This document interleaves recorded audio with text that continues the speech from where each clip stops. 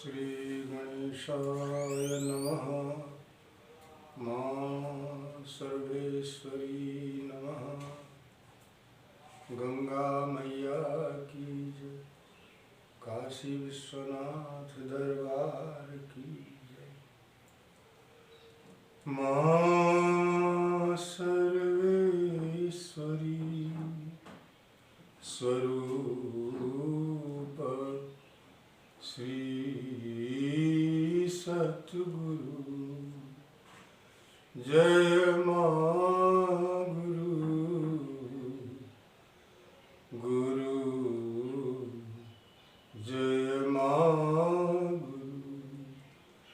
मां सर्वेश्वरी स्वरूप श्री सतगुरु जय मां गुरु जय मां गुरु।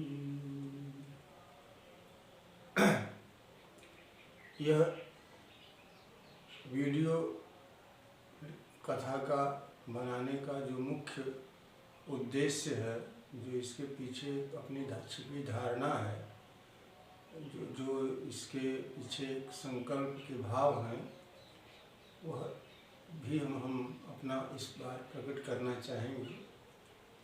मूल भावना इसकी यह है कि परम पूज्य श्री सद्गुरु महाराज के मानने वालों, जानने वालों की संख्या विशेषकर हमारे भारत देश में बहुत अधिक है, और दुनिया के कुछ देश ऐसे भी हैं जो हिंदी भाषी हैं। उन देशों में भी जानने मानने वाले श्रद्धालु जिज्ञासु हैं, और गुरु महाराज के जीवन काल में ही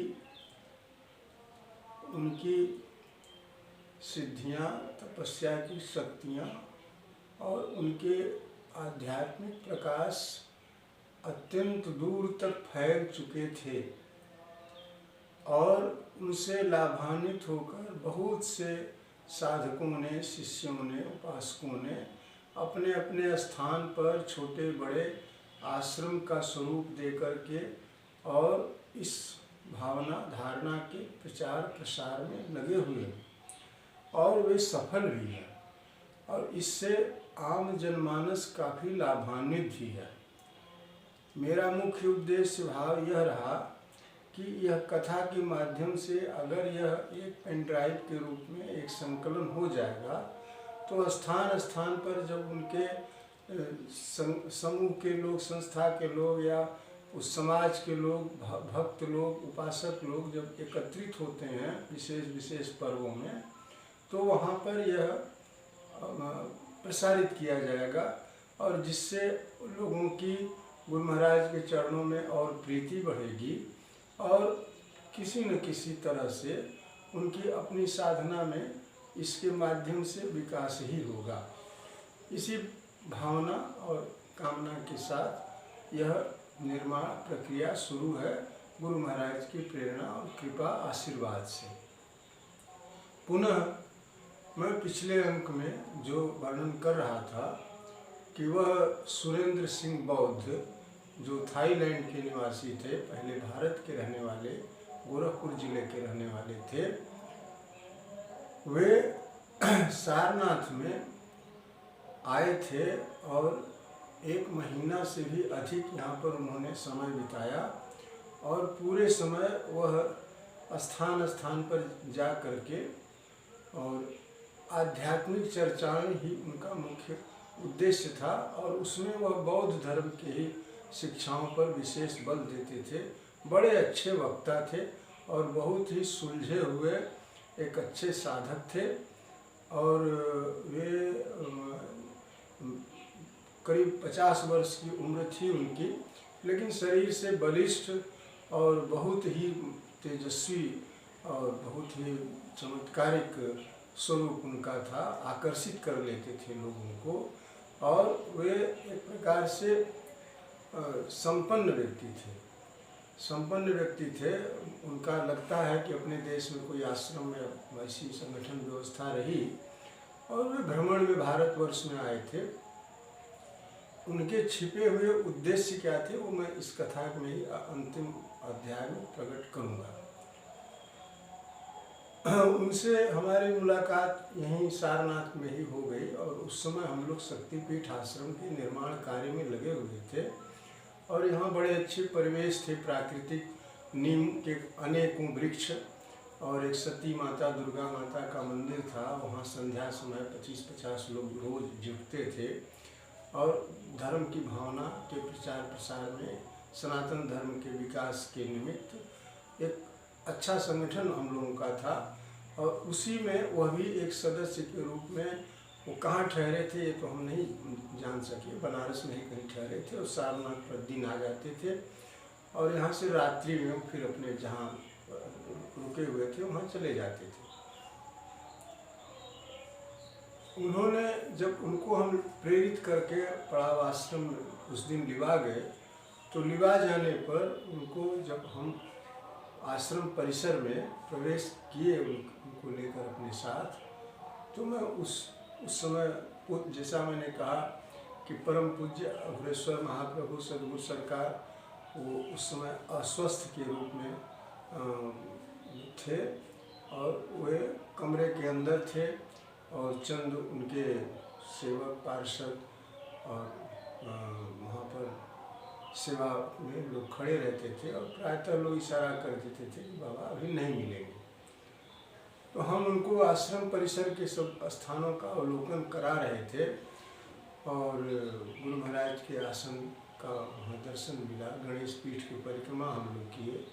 फिर उनको लेकर के हम आश्रम में जो पंडाल है जहाँ की सभाएं होती हैं, गोष्ठियाँ होती हैं, वह सब दृश्य दिखाए।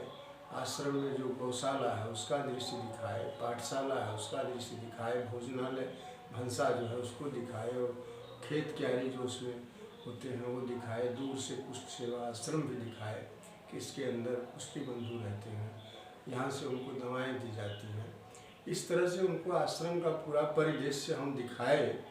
दिखाने के बाद उनको मंदिर के पास ले गए।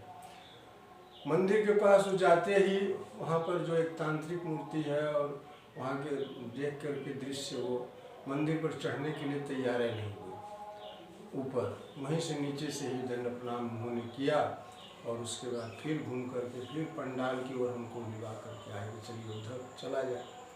उधर हम लोग आए तो फिर पंडाल में वही वाक्य, हे ईश्वर मेरी सहयोगियों को सद्बुद्धि दे, उस पर उनकी निगाहें टिक गईं और उन्होंने मुस्कुराते हुए हमसे कहा कि अब चलिए आश्रम से बाहर चला जाए। हम लोग बाहर की ओर आ गए। आश्रम के गेट के बाहर नीम के पेड़ के नीचे हम लोग वहाँ खड़े हो गए। फिर हमने पूछा कि महाराज जी क्या आपने इसका आशय लगाया? उन्होंने कहा इसका आशय हमारी दृष्टि से यह परम पूज्य संत सद्गुरु भगवान के क्षोभ वचन है, यह बोध वचन नहीं है। यह एक प्रकार से यहाँ की जो व्यवस्था है, जो लोग हैं, उसमें जो उनको नारायण मानते हुए नर के रूप में, नारायण के रूप में जानते हुए भी नर के रूप में उनको विशेष संज्ञा दे रहे हैं और अपने को सहयोगी बना लिए हैं कि हम बाबा का सहयोग कर रहे हैं। इस तरह की वृत्ति ठीक नहीं है। और ऐसे ही लोगों के बारे में उन्होंने अपना दुख इस वाणी के माध्यम से प्रकट कर दिया है कि हे ईश्वर ऐसे लोग सहयोगी जो हैं उनको सद्बुद्धि दें। और एक विशेष वर्ग है, जैसे हम अपने को बोले और हमको और तमाम लोग जो भक्त हैं, जिज्ञासु हैं, उपासक हैं, साधक हैं, दीन दुखी हैं, लाचार हैं, मजबूर हैं, असहाय हैं, ऐसे लोग उनको नारायण जानकर यहाँ आते हैं, भगवती जानकर आते हैं। ऐसे लोगों के लिए यह वचन नहीं है। यह वचन सीमित है और यह जो असीमित जो उनका जो प्रभाव है, प्रकाश है दुनिया में जो फैला हुआ है, उन लोगों के लिए इसका आशय नहीं है। वे तो तटस्थ हैं, वो तो खाली आश्रित हैं। एक वाक्य उन्होंने और हमको बड़ा अच्छा समझाया, जैसे भगवान हमारे ही हैं और उसी में अगर ही का स्थान बदल दीजिए, भगवान ही हमारे हैं, बस बहुत अंतर हो जाता है। तो यह उन लोगों के लिए लिखा गया है कि जो भगवान हमारे ही हैं, ऐसा मान लिए हैं कि भगवान सिर्फ मेरे हैं, या हम जो जान रहे हैं, हम जो उनके साथ लगे हुए हैं, हम बस हम ही लोग हैं उनके साथ, और दूसरों के बारे में नहीं समझ रहे हैं। जो बाहर की जनता है, जो दर्शनार्थी हैं, साधु संत उपासक अतिथि आ रहे हैं गुरु महाराज से, उनको विश्व ब्रह्मांड का नियामक सत्ता मानते हुए, वे लोग की भावना यह है कि भगवान ही हमारे हैं। वो दासत्व बोध की भावना है, वे अपने को दास मानते हैं, दीन मानते हैं, और नारायण स्वरूप सदगुरु सरकार के चरणों में अपना विनम्र निवेदन करने आ रहे हैं। उनके सर हमेशा झुके हुए हैं, और जो अपने को सहयोगी मान लिया है, वो उसके सर हमेशा कड़े हुए हैं, और वे एक तरह से अहंकार उनके अंदर आ गया है। और एक वर्ग है जिसका अहंकार विसर्जित हो गया, अपने अहंकार को विसर्जित कर दिया है। तो अहंकार का जरा सा भी अपने में किसी भी व्यक्ति में लवलेश आ जाता है तो उसकी भाव दशा बदल जाती है, फिर भगवान से वो दूर हो जाता है, ईश्वर से वो उसका संबंध हट जाता है। तो आवश्यक यही है कि हम केवल और केवल भक्त बने रहें और उनके दास बने रहें, उनके चरणों में हमेशा हमारा सर झुका रहे, निवेदन करते रहें, और यह भावना हो कि हम किसी भी प्रकार से रंच मात्र भी हम नारायण का क्या सहयोग कर सकते हैं। वो तो पूरी दुनिया बनाने वाले हैं, दुनिया के मालिक हैं, और सबको आश्रय देने वाले वही हैं। परम पिता परमात्मा है, साक्षात भगवती हैं। सब वाणी की शक्ति और जितनी भी प्रकार की शक्ति है सब उन्हीं के द्वारा मिल रही है हमको। हमारे एक तरह से जन्मदाता हैं, पालन करता है, और सब कुछ वही है, वही भाग्य विधाता भी है।